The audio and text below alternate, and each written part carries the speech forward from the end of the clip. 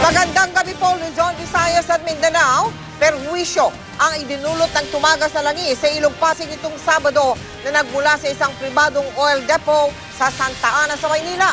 Tiniyak naman ng Philippine Coast Guard na kontrolado na ang oil spill.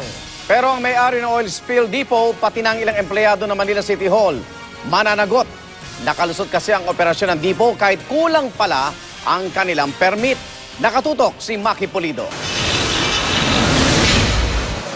Sumakay kami ng bangka para makalapit sa pinagmulan ng tumagas na langis. Aabot sa 1,000 litro ng used oil ang tumagas mula sa private oil depot ng Laraine Marketing sa Santa Ana, Manila. Nangangamoy pa ng bahagya ang langis at may oil sheen pang makikita sa Ilog Pasig. Pero contained na raw ang oil spill dahil sa mga spill boom. Sa loob ng spill boom, meron pang 100 absorbent boom na sumisipsip sa langis. Ang mga inabutan naming mga taga Coast Guard kumukuha ng water sample para kumpirmahin daw kung may tumatagas pang langis. Sir, may leak pa po ba? Wala na. Tapos na po yung leak? Sa ngayon, hindi pa masigurado, kaya test. Kaya may test. Yan po yung kinukuha ninyong sample?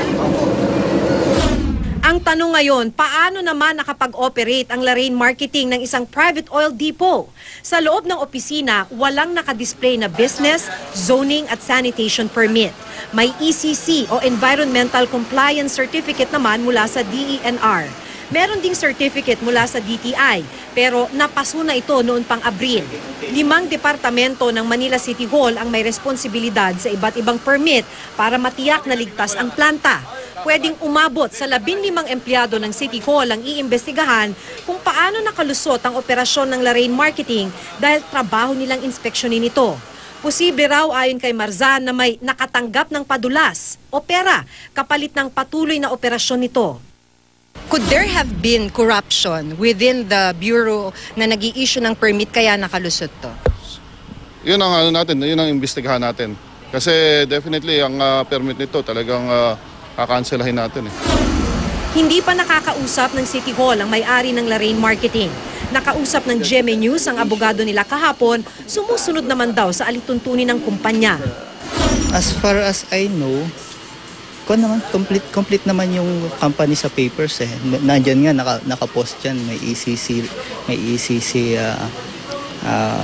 what do you call that, ECC form and duly issued by the Department of Environment and Natural Resources.